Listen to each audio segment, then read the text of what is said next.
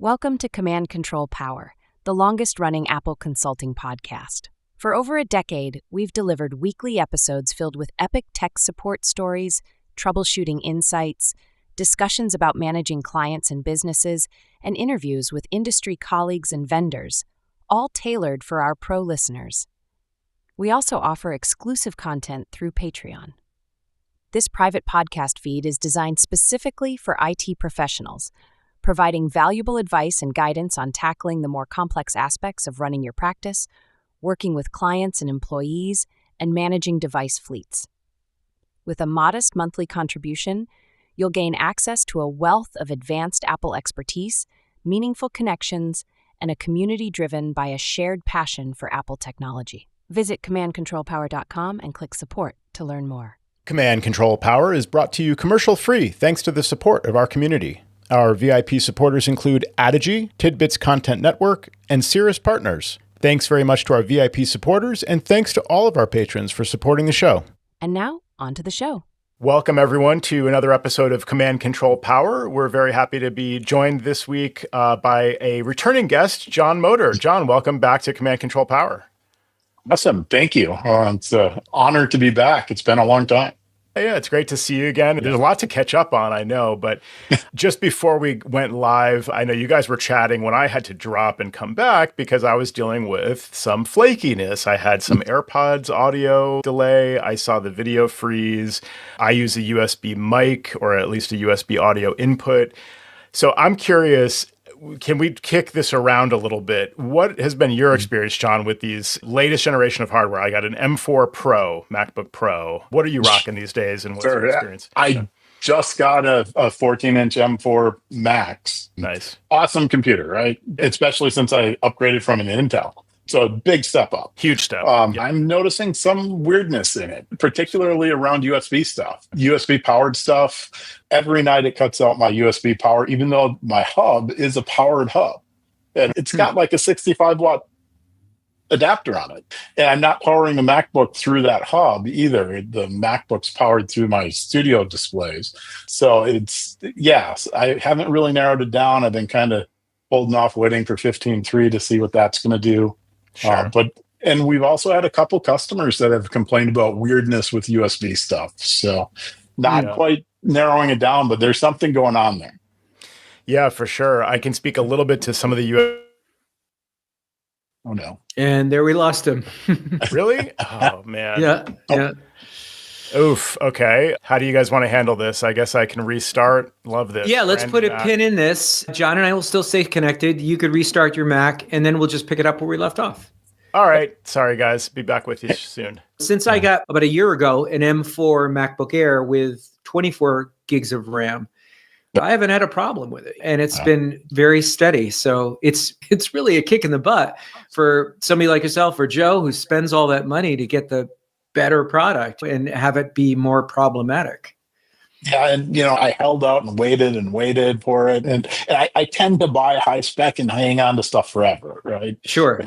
Which we tell our clients not to do that, but that tends to be how I do it. But that said, it's a very powerful machine. I normally have 40 tabs open and how many different applications running, and I've never had an issue where it actually crashed or anything like that yet. But the USB stuff has been annoying at best. For our listeners at home, what is the hub that you're using? I have an off-brand, I think it's called Super Deluxe or something like that. It's one of the metal enclosure ones with a USB 3, and I have a USB 3B cable going to a USB-C cable, and that worked quite well with my Intel. I don't have that much stuff plugged into it, certainly not like what it was years ago. It's definitely been a challenge. I haven't actually gotten around to plugging in or trying a different hub. The next thing. Yeah, any one of us, standard practice would be we come on site, see the hub, and that's the first thing that we unplug and say, try it without the hub for a while. Yeah, of course. I think I'm back. All right. Well, we've been continuing the conversation. I'm so glad it continued. Of the USB-C. So nice. Jump in, Joe. Yeah. So the thing I saw with a client was a Mac Mini M4 Pro, and I was asking on Slack, and a few people chimed in, including you, Jerry. But I gave the solution to Brains, and I think you were a little peeved about that, if I remember correctly. I hope you don't do a spit take right now. But so Brains gave me the solution, fittingly enough, being a wealth of knowledge that he is, to have the client plug the external USB drive. It's a standard like G drive, Armor ATD. We use these all over the place. I think it was a 6 terabyte model. Plug that into the studio display. And that solved this particular issue. The issue was that it kept losing power. So, I mean, we assume it was losing power, but basically the symptom was, hey, you better eject that drive before you unplug it. That classic error message or warning. And so that's what seems to have solved it. I mean, it was happening like clockwork, a couple times a day or at least every day. And it hasn't happened in like a week at least since then. Oh, that's interesting because I have this USB drive, crucial, but it had that plugged into my studio display and it disconnected so many times that it corrupted the drive. Man. And that's kind of what started my adventure. And now I ended up going back to just an external hard drive enclosure that I had laying around, and that's been fine. Wow. And even more frustrating, this is about 6 months old and Crucial won't warranty it. Wow, after only 6 months. Yikes. Yeah. Yeah, that's the worst case scenario. Obviously, we always recommend plugging directly into the Mac. Typically that's been the advice for years. So this is just one of those wild card things. Plug it into the studio display that's acting as a hub, and that solves it in one case, and that causes your issues in your case. So it's so frustrating. I'm even hearing little audio glitchy things. I've seen, again, this is a brand new Mac, it's a month old or something in use. And I've already had the issue where I come back to my system and it says, you're out of application memory, and I've got 4 terabytes. I had like several hundred gigs free at the time, at least. And it was, maybe it was Chrome. I forget what I had left running. I don't think Chrome was running because I never use it anymore. But certain apps were using a couple of gigs, but not to the point where it should just bring the system to a halt. So, of course, I ended up just having to reboot. So there's clearly still memory leaks in the OS. Jerry and I were talking about the instability of, and Sam on the last show, waking from sleep with an external display. So you have the studio display. Yep. I have a Dell third-party display connected over USB-C. So what's your experience with that process, John? You said you don't usually put it to sleep, but just waking up the display, does it work? I haven't had any issues coming out of sleep yet. So at least no glitchiness. It goes to sleep at night, but yeah. That said, I haven't rebooted a whole lot since I've had it. Nice. Okay. Yeah. Good for you. Whereas in my case, I seem to be rebooting more regularly than with my MacBook Air. It's just strange. It's not like the best Mac experience that I've had so far. But like you said, maybe 15 will help with the stability issues. I don't know if it's that. It could be, again, the third-party display. So, you have more reliability. It seems like waking the display, which is good because there's really nothing else you can do other than unplug it and plug it back in your case. In my case, I can try to manually select the input, and then it'll tell me, there's no USB-C device is connected. And I'm like, well, there definitely is. I'll turn off the monitor with the power button, turn it back on. A lot of times what seems to work reliably, although sometimes it takes a couple tries here too, is unplugging the USB-C from the Mac and maybe going as far as opening up the display to make sure, okay, I'm logged in or the Mac is unlocked, then plugging it in. For about a day and a half, I was ready to give Jerry credit. He suggested that I switch to high power mode. So in my Mac, it's under the battery settings where you have the setting for on battery, and on power adapter, you can choose automatic or low power or high power. And I had the setting on power adapter, high power. Sure, why not? Use all the power you need. On battery, it was set to automatic. And so I figured, that's a good default setting. It should use high power if it needs it and otherwise not.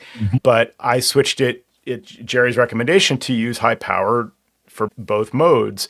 The theory being, if I come back from working off the laptop using battery, that mode that it's in might affect my connection even before AC power is being received, right?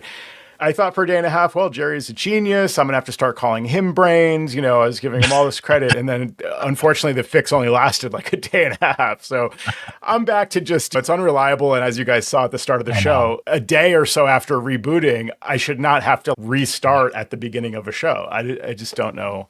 I don't know what's going on. We'll see. So we have lots to talk about. Yeah. We've got John Motor here. And John, you sold your business, you've gone into another business, and now you're back in the tech world. Lots to talk about there. And you work exclusively remotely like Joe now. So lots of interesting things to discuss. And then we'd like to cover the NDAA that we chatted about. Yeah, definitely. And get some time for that because we're all big users of Ubiquiti equipment. And I think that's the big one that we need to focus on to see what's going on with them. So Joe and I are babes in the woods when it comes to those specific restrictions or requirements. So you're going to be our authority for today. So let's take it from the top. Okay. So last time I was here, I still had Chris and we're plugging along. And this was 2019. Yes, it's 2019. And then I sold the business in 2020. Now, one question there. I've lost track of the dates since the pandemic. So the pandemic did not kick in yet, right? Oh, no, we're 2020. We're right in the throes of it. Okay, so you were full on. Now, did you find that you had to make some concessions because of the pandemic, or did it really not affect the selling price of the business? I don't want you to get specific, but generally speaking. I would not say that the selling price of the business was less than because of the pandemic. Great. I think, pandemic wise, we came out okay in it. I had a few customers with some problems, but for the most part, we were set up to really for our clients to be pretty remote to begin with, because that was really the drive pre-pandemic, was to get people off all of these on-premise systems and get them into the cloud. And we were in a pretty good spot. Had a few scrambles, but for the most part, it was pretty good. At the time, of course, we were in Iowa. I think Iowa was a little more lenient with pandemic things as well. So I don't think total shutdown time there. And again, memory's fuzzy already. And, total shutdown was probably just over a month. It was not as severe as like here in Wisconsin. My understanding is it was much worse. Other parts of the country, much longer shutdowns. So it is what it is. We're probably negotiating or starting to talk about the sale not long after I was on last time. So what happened with that? What initiated you wanting to do this? Were you making a career change? I don't want to bury the lead here, but... No. That career change didn't come up. We'll get to that. I was kind of in this weird spot where I had a part-time person that worked for me, but I really couldn't grow enough to put on the talent that I needed. You're kind of in that spot where you either have to stay small or get big. And that's really what spurred the first conversations. And I was getting to the point where I needed to change. The idea was that I was going to stay on with virtual computers. I was going to stay on with Justin for quite a while after that. At least that was the plan at the time. It was really more about joining a bigger team, hopefully growing the business and all that. Then mid-pandemic, one of our activities, we'd always been lifelong RVers, always big campers, RVers. For a period of time before I was in IT, we lived in a motorhome for 8.5 years and then settled in Iowa. All that. So we had one of our pandemic activities is we would go to the state parks and see if we could knock off as many state parks in Iowa as we could for that year, right? Nice. Well, then we saw this campground for sale, and it was here in Wisconsin, central Wisconsin, and I'm like, the price on this isn't too bad. We should go up and look. And so we drove up there. I think it was in April. So we drove up there, called the listing realtor up, and they met us. There's snow on the ground, the whole thing. And then on the way back, we're like, it'd be a big change, but this opportunity, it'll never happen again, right? So let's buy a campground. So we bought a campground. Wow. And with only seeing it once, and then a couple months later, we sold everything we had and packed up what we could, got 2 men in a truck, and moved into the campground. Wow. It was a big shock. And I guess we expected a lot of things. We didn't expect even though we understood this before we moved there, of course, but we didn't expect how big of a deal it was to be so remote, because we were 45 minutes from a grocery store. And we didn't expect having very limited internet. And this was, slightly before satellite was available. And even at that, it probably worked. We had, a 7 DSL line. Yeah, woof is right. And it was not reliable. There was fiber that ran down the highway, but they wanted $25,000 to pull it. Wow. And that's just not in our budget.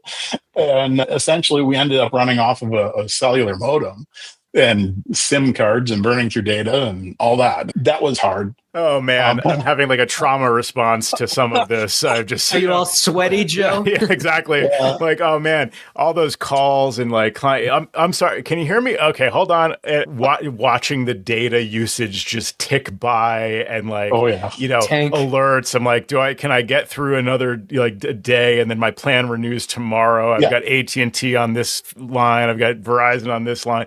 Yeah, it was rough in the days before satellite. Now you just slap whatever the latest Starlink is on the roof of the RV or stick it out in a field and you're good to go at that point. And even at that, so post Campground, we ended up on the road for a while. And nice. so we had Starlink for a while. And even at that, I would say Starlink is your best backup. It's certainly not a 100% solution. And, even in the motorhome, we had a cellular embedded router, then we ran the Starlink in there. But even at that, we're parked in a location longer term. We pulled in a cable or DSL wherever we were. And, if it was more than 30 days, we need internet. Yeah. It's so big of a part of the life. But were you poised to make a lot of money when you actually took on this campground? Because I'm thinking everybody during the pandemic bought an RV and everybody wanted to go out and see the world. So how did that shake out? Yeah, so the property we bought was pretty distressed. The previous owner essentially shut it down for COVID. And even at that, it went through many years of deferred maintenance and very little marketing and all of that. Originally, it was built to be a hunting camp because it was in central Wisconsin. You could walk out my back door and walk for 10 miles without not hitting another road. It was all county land. So it was very wooded, very pretty. But it was also in the middle of the state's biggest swamp. So you can imagine the amount of mosquitoes was absolutely insane. And you probably can't tell in April that that's going to be an issue, right? Oh, absolutely not. Derek keeps saying that I'm a bad camper because I don't necessarily like being outside in the bugs. I really don't like campfire smoke. I've grown so tired of all of the work that goes along with it. But anyhow, so we got this property. We completely rebranded it, and a shout out to customers in Des Moines that did the branding. They were awesome. Built the website. We got, the point of sale going, and also attached to this campground is a little bar and restaurant. So I got to learn all about liquor licenses and distributors and all of that good stuff. Wow. And essentially it was me and Derek running the place. Then the cold hard realization is that you're never going to make a real living on 40 sites, especially being so remote and having some land issues because we were surrounded by county and state land, so we can't expand.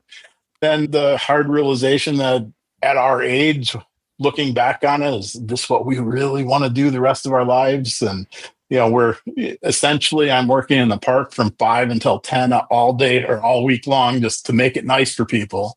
Right. And then Friday night comes along and now I'm, in the bar and cooking because Wisconsin, you got to do fish fry, right? So Friday night and then Saturday, you're out in the park talking to all your people, right? Because they all want to, you're the owner. They all want to have a conversation with you. And that's part of the whole game, right? Yeah. And then Sunday comes along and they all leave the mess and go away. And it all starts over, right? It sounds like a dream. Yeah, exactly. Yeah. A nightmare, actually. Yeah. And Derek's working full time, essentially, to support us because the campground's not exactly making its share. But it was an adventure, and I'm super glad we did it. But also realized that maybe some dreams aren't meant to be realized. So, anyhow, how big an increment of time was it that you actually had the ownership and you were up and running, and then you got out? 10 months and 3 days. But who's Not counting? That anyone's counting. Yeah. We didn't own it that long. We got extremely lucky, and And a young couple bought it. We really didn't make anything on it, but we came out of it pretty unscathed, That's which was great. amazing, right? And we had the experience, which not a lot of people can say they owned a campground. So, Right. and so from that, the big plan was, well, we're going to go back on the road. So, we had, our RV adventures then, and the idea was I was going to pick up remote work somehow, and Derek already was a remote worker. So we bought this humongous fifth wheel. It was a triple axle DRV, super nice fifth wheel, right? Nice. Bought it in Georgia, had it towed up to here in Wisconsin near my dad's house while we outfitted it and kind of let things settle. And we also had to order a truck because our vehicle wasn't big enough. So ordered a truck with Ford, sat and waited on that truck for 9 months. And then it got to be October here. And it's like, it's going to get cold here and we can't live in this fifth wheel in the wintertime in Wisconsin. Yeah. So we ended up trading that in on a motorhome, a used motorhome, with the idea that, okay, we won't have to mess with the truck, cancel the truck order, and we can get in it and just take off. So we spent that winter out in California, and I was working remote for Ben, and that was all going pretty good, and all that was happening. And then we decided that, well, RVing has changed.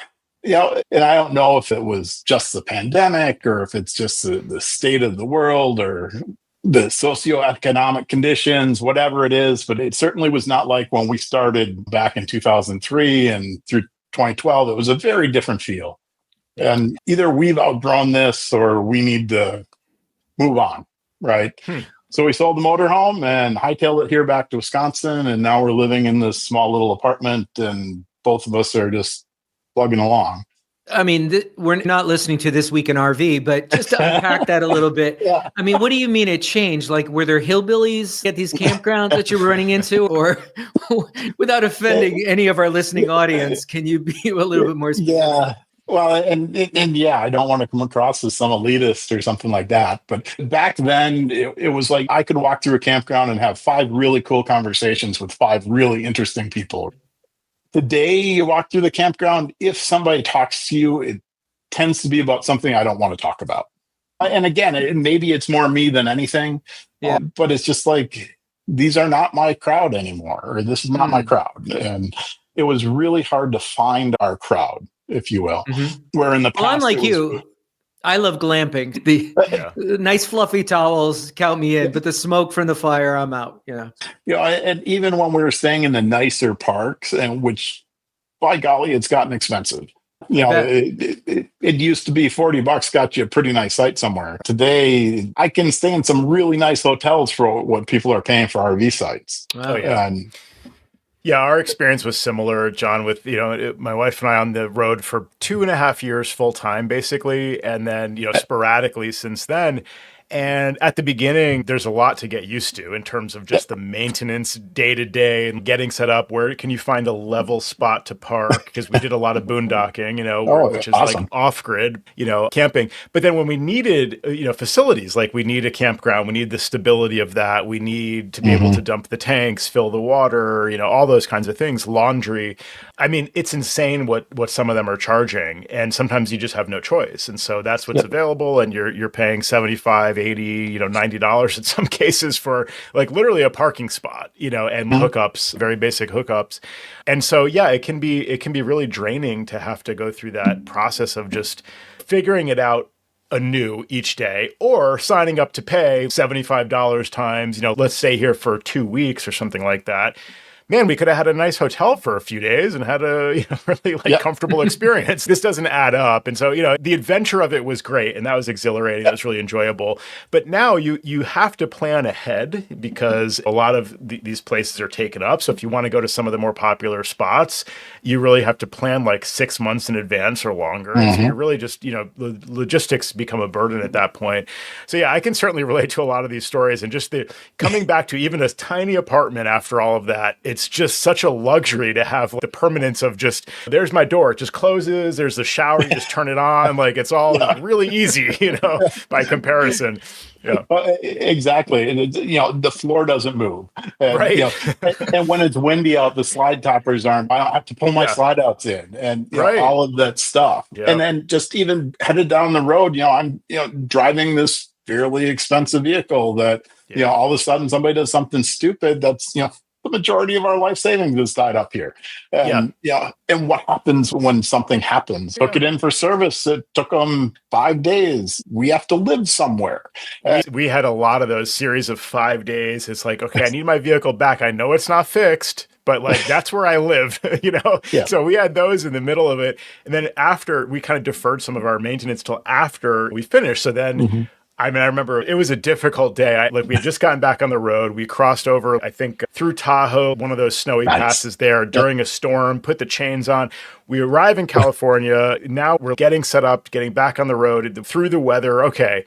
I go to park the vehicle. I back into a spot and there's a tree branch that I thought I had cleared, but no, I backed into it at a very slow pace, but enough to just dent the upper part of the back of the Sprinter. So fast forward a couple of years, bring it in. Luckily, we have insurance on it. They're going to pay for that. I admitted, of course, it's my fault and all. So they find our way to a place that will even do the work. And, exactly. And like that will work with the insurance company, all of that. They said it would have been something like 30 grand without insurance. At what point do you total the vehicle over a dent, Just absurd to me. And that they'll even do it, and then so they ended up having the thing for, I think it was at least 2 months to do the work. Oh my God. And I had to take everything out of the inside of the vehicle, like including all the cabinets, all the upfitting stuff, just to be able to really just fix, replace a few panels on the outside, put everything back in.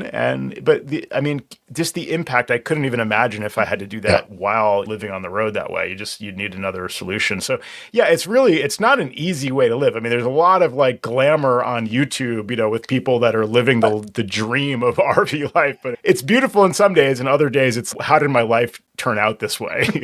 And sure, you can go find a used something to live in. That's and you can have those great experices, but I'm 50 years old. I don't need to deal with that anymore. Right. Roughing it. Right. It's just not our speed. And and we've had a lot of adventures, and I'm glad it's behind us. Now we're traveling in other ways and we're seeing other things.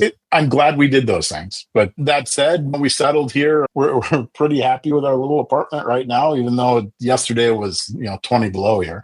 And then when we settled here, I had the opportunity to go work for a school district, which was something kind of different. And one of the drivers behind that was I was told that I would be able to oversee their Mac deployment or their Apple deployment, Macs and iOS, and then also manage all of their Chrome devices. And this is a fairly large school district. So it was about 27,000 Chrome devices and about 2,500 Apple products. I've never had the opportunity to play at that scale. Right. Yeah. And we all work in small business. To get a client with a couple hundred devices is a pretty big deal. Right. Yeah.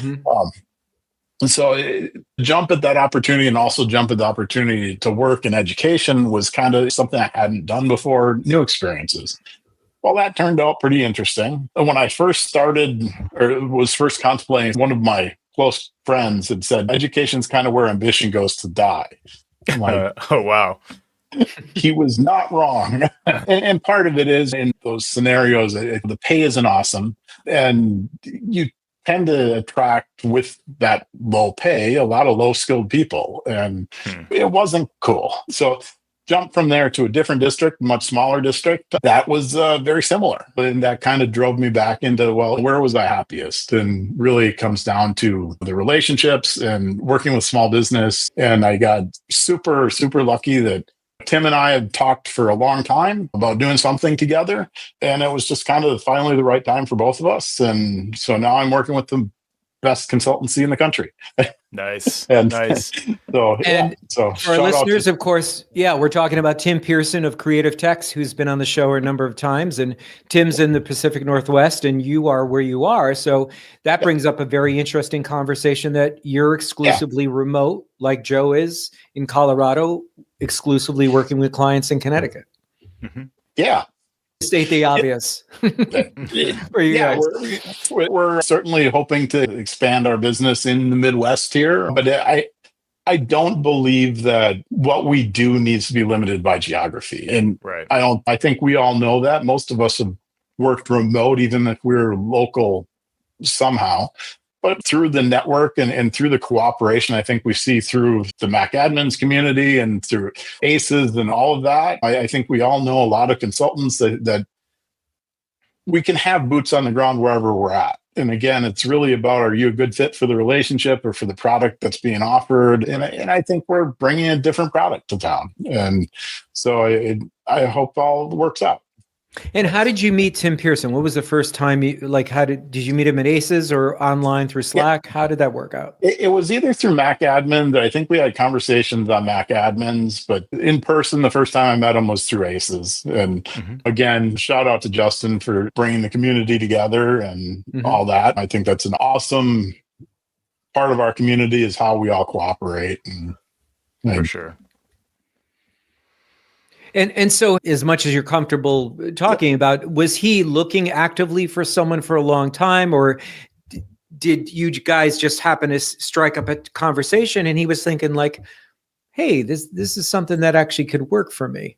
I think it was a combination of me hounding him to do something because he knew I wasn't super happy in the schools that actually kind of forced his hand. But I'll let Tim tell his story too. But yeah, we've talked about doing something together. And really that something in the early conversations years ago was something more centered around doing some kind of cooperative thing, more focused on the ACNs and trying to some kind of shared tool sets or something like that. But then the more we talked about it, the realization is our community is not super big. Yeah, and to do something like that and actually make it profitable would be a big challenge, right? Or even make it worth our while. Right. So then we're kind of thinking, what's after that? Where does it go? So we'll see what this turns into. But yeah, after the great ACN purge of, what was that, 2018, 2019, I think our numbers got pretty small. Yeah. I forget. I looked it up at one point, and I don't know if maybe we're not even supposed to share the number publicly, but I think it's, the order of magnitude in the United States is under 1,000, probably under 500 indivial consultancies. Last I looked at the locator, I think we were hovering around 3. Yeah, that sounds about right. Yeah, I mean, it's interesting, John, to hear this story, the arc of how you got back into consulting and where you went in the meantime. It's certainly like the wild card of running a campground, owning a campground, working for the school districts and working for a couple of colleagues. I love these stories because it's like really hard for me to imagine not doing what I've been doing for the past 20 years, like having my company, having my clients. I know that nothing is forever. So it's like I try and imagine these alternative scenarios, like what would I do? Then it gets into these big existential questions, like how can I bring value to the world? I guess I'm doing that. People like what I do now. Probably all my clients would say, just keep doing what you're doing. We need you, but I want to do something of value and maybe not be on the hook to answer all these phone calls about multi-factor authentication all day long. Like that's just kind of, it's got to be somewhere in the middle there that I can, yeah. Yeah, since I've been officially back with Tim, just running through the tickets is a bit of a grind, right? But that's what it is. And for me, it's really about building the relationships, getting to know the new customer bases and all of that. And once you get those relationships built, and they really turn into some pretty good friendships in most cases. I know that's something I really missed when I did sell Crisp. And that was really a hard part of it. Yeah. I can imagine that's always, for me, the most important thing is the client relationship and thinking about them, even in these bigger picture like ideas. It's not like I'm thinking, oh, one day I'll just cancel my phone plan, delete the website, and just like move on. Like there's going to be a plan. There's got to be a succession plan and a idea of stewardship of the business and of the long term. But it's kind of interesting because you came not quite full circle, but now you have this experience of working for an established company as opposed to, having started your own and running it yourself.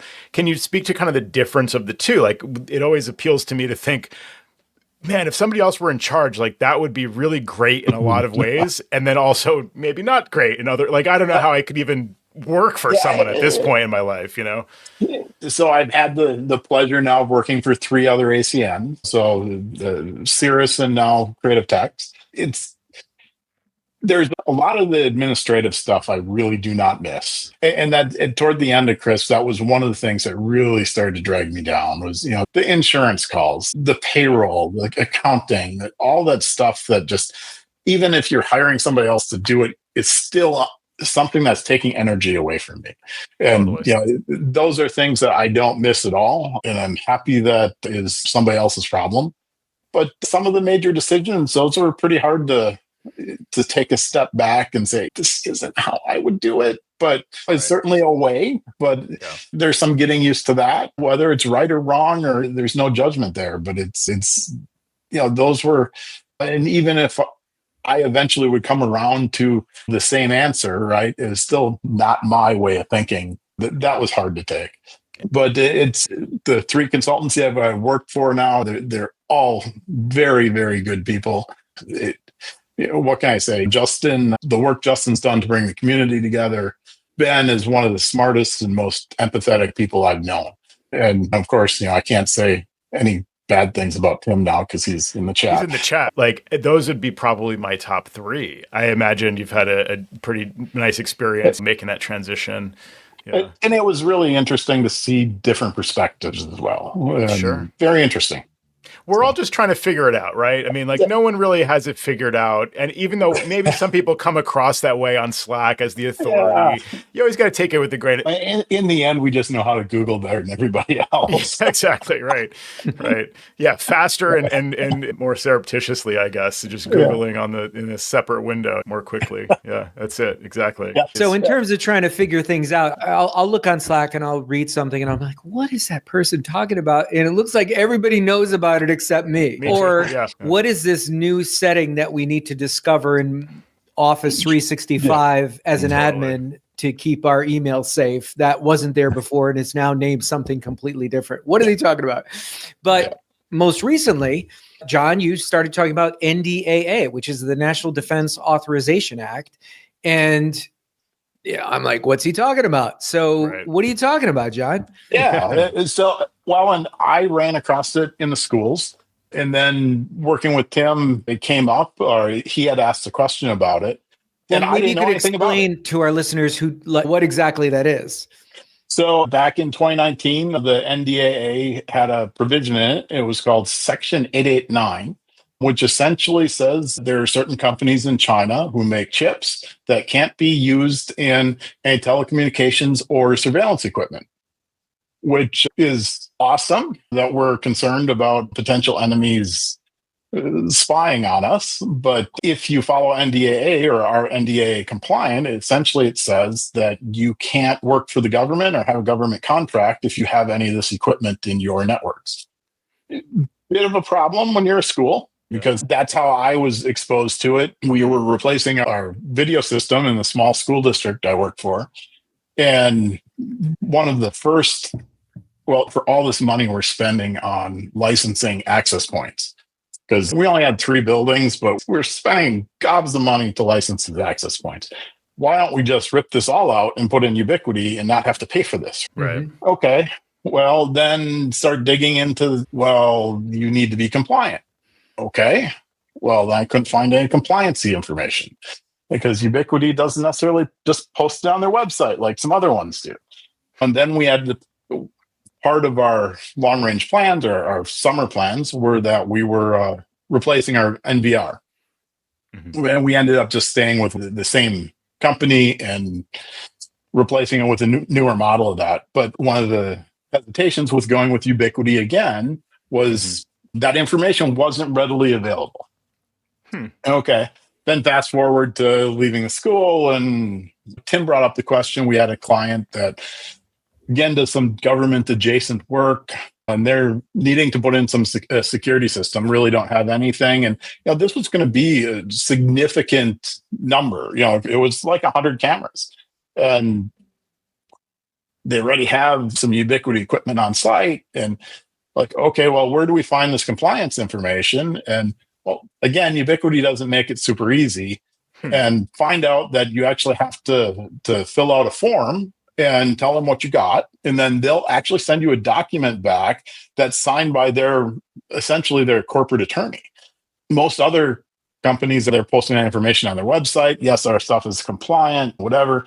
I don't know if the Ubiquiti approach is a good thing or a bad thing, but it's definitely different than what other people are doing. Now, if you do a Google search, a Ubiquiti document does come up, but it's from 2018 or something like that, and mentions products which are now end of life. Yeah, and I had questioned that because when I finally got to the person who actually was their compliance officer and got a dialogue going with them, I pointed out, hey, these documents are available online. How come you're just not throwing this on your website for everybody? Right. And our struggle really comes down to, we have, and a lot of ACNs have really jumped onto the Ubiquiti train, right? Yeah. And even back to when I started using it was probably 2014, 2015. We're still dealing with Pro 4s and cloud keys that corrupted themselves when you looked at them crosswise and the whole thing. And we all kind of grew up with Ubiquiti, and that kind of has become our de facto go-to, right? Just what other options do we have?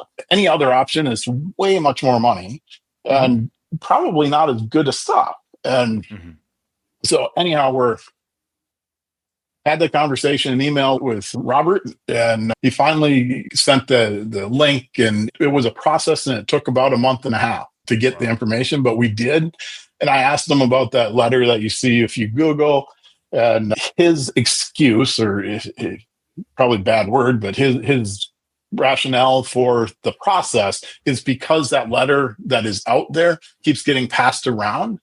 And apparently this is very much by the batch kind of thing. So a batch of AC Pros might not all be compliant. And again, don't quote me on that specific model. I don't know that stuff. It's just, I know that we got a certificate of compliance based on the models of this particular installation. So that's how Ubiquiti wants to handle it. So if you are up against a government issue or a government contract or a client with a government contract, that kind of thing, probably something you want to look into. I don't think a lot of people are aware of it. Did you need to send them serial numbers of the particular models, or it was a broad stroke of the brush? It was pretty broad. They did ask for a date range of purchase, but they were not specific, and I did not send them serial numbers. I mean, because we've often heard, buy stuff from Amazon because you may get gray market product. You're not going to get US warranty. Don't buy from a dealer that's not authorized. Like other than B&H, there's buying from Ubiquiti directly. So I don't know. And that would be my recommendation as well, is stick with a distributor. There's a couple really decent distributors. I'm not sure who Tim uses, but I used to use I've heard of them. Double Radius. You might have given me these names because I actually bought product from them, and then they ran out right before the pandemic, and I started buying directly from Ubiquiti. Joe, I was thinking the same thing, John. Your explanation makes sense, but isn't it backwards? Ubiquiti says, just give us a list of things you already own and we'll retroactively declare them compliant. I mean, I'm not going to make an investment of 100 devices without knowing ahead of time. I mean, it's kind of silly. For me, it's not even, it's okay. People are telling us that we have a problem with surveillance or whatever, that there's a risk that these chips might be watching us or collecting our information and sending it to our enemy, right? Right. And again, I don't want to get political or even call China our enemy. That's not where I want to go, but somebody is saying that this is not good. Right. And it's not good enough that we've made a law about it. Right. So why is it just limited to government contracts? Because now I am concerned all of our stuff is Ubiquiti, right? And not just my stuff, the company stuff, but I have a Ubiquiti stack in our apartment. Other people have a Ubiquiti stack. So if it's good enough for that, why is it not good enough for me? And why aren't you? So my comment to Ubiquiti, and I actually wrote a letter to, not that he'd ever see it, to Robert Pera and said, hey, why are you not making this stuff public information? I get you have a process, but Meraki has it on their site. Yeah. It's onerous to have to say, okay, here's what I have in my network. Here's what client A has, client B, client C. So it just doesn't make any sense. I mean, clearly, because I think the point makes sense that it depends on the chipset in that particular unit based on when it was manufactured. The first thing I thought of was these U7 Pro issues that some people have had and how they've said, okay, there's an FCC filing. That means we're probably going to get a new model with a new chipset or an extra chip or whatever. And so wait for that. And so So sure, U7 Pro doesn't mean you don't have the same chips in every single model. Yeah. But okay, fine. Then just put the knowledge base article up there that says U7 Pro. The serial number. Yeah, serial ending in whatever, or manufactured these dates, or Rev B. So where are the good chips coming from? Yeah. Exactly. We don't have them here. So, Well, I mean, who do we trust? Right. Well, that's another question. The other frustrating part is, even if you search the actual document of the NDAA, which is, of course, this huge legal document that nobody wants to sort through, and it's hard to just even get there. Yeah. It's a very small subset of these specific Chinese company like Huawei and ZTE and not even all of those companies. There are certain divisions of them. And so it's very confusing. I don't know, and certainly do not quote me on any of that. Look up the information. I'm just trying. My point of bringing the topic up was, what are other people doing? I can't be the only one concerned about this. And it was a concern in the school. And I threw it out on Mac admins thinking, hey, somebody's had to run into it, and got very little response there. So it was...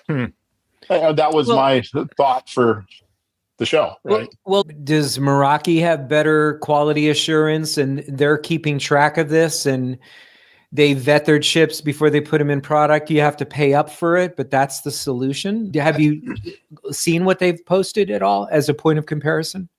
I haven't, mostly because, frankly, Meraki is quite cost prohibitive. Yep.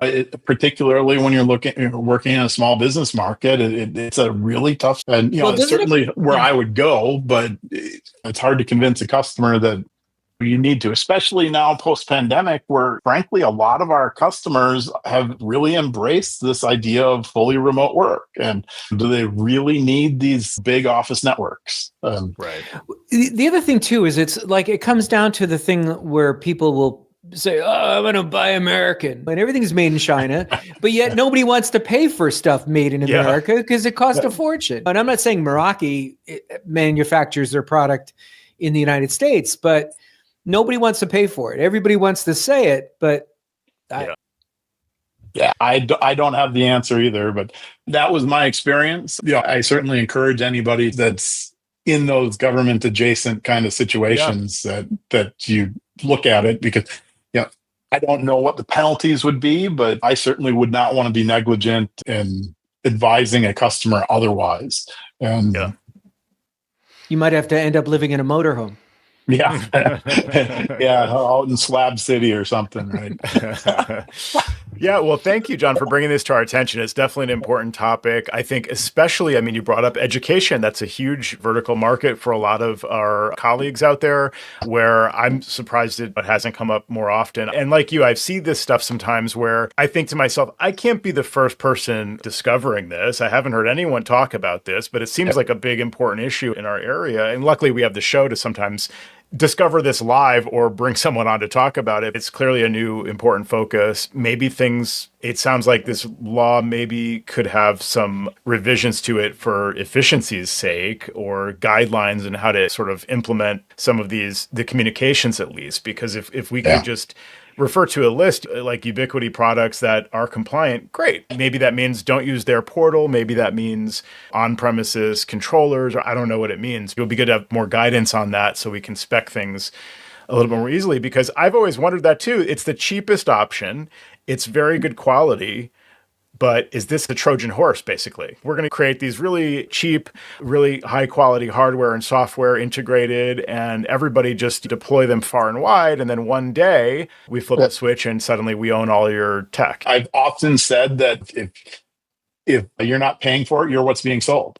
And in the case of a lot of social media, that's exactly what's going on. Totally. And we don't even think twice about it. Well, maybe it's and I'm certainly not accusing Ubiquiti. Again, I am a fan and I'm happy to have had the experience of kind of growing up with them and seeing their product evolve, because boy, in the early days, it was rough.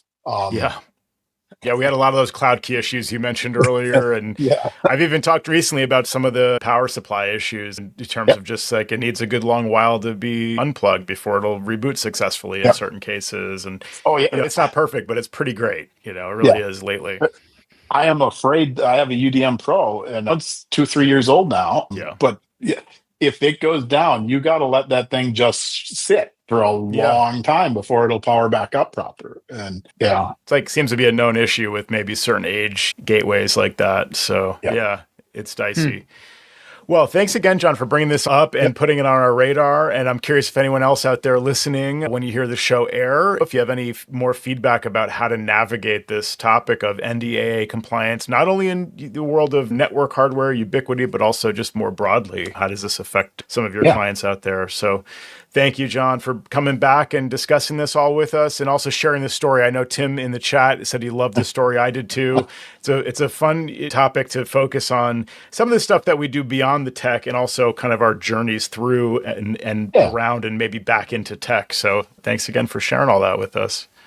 Hey, pleasure to be here. And, congratulations on over 600 episodes. That's an accomplishment. Thanks a lot. Yeah, we couldn't have done it without all of our supporters out there and our returning guests like you. So thanks, John Motor. And we'll say thanks to Creative Techs for your new role as well. Credit Creative Techs out there. Awesome. Thanks a lot. Talk to you soon. Thank you. Special thanks to the following community members whose strong monthly support has sustained us for all these years. Ryan Gowdy, CoreCompetent.com. Weldon Dodd, Kanji.io. Richard Wingfield, EnvisionDesign.net.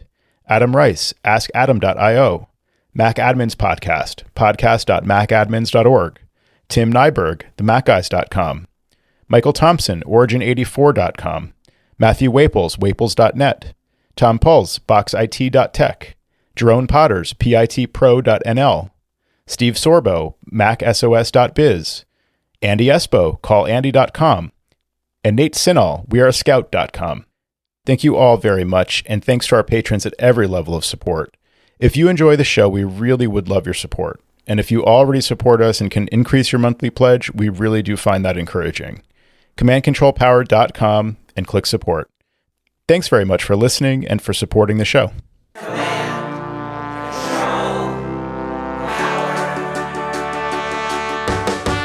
Jerry does his voices of customers of all kinds. Am I on the cloud? Joe spins his deeply detailed yarns all the time. I have a whole story about this. Sam is on the road again, phoning in from a hotel. At least we know where I am. Half a century combined of Apple expertise right now. Right now. My Mac is slow. Have you tried restarting? Well, the fans won't blow. Have you tried restarting? But my data is gone. Have you tried restarting? I dropped it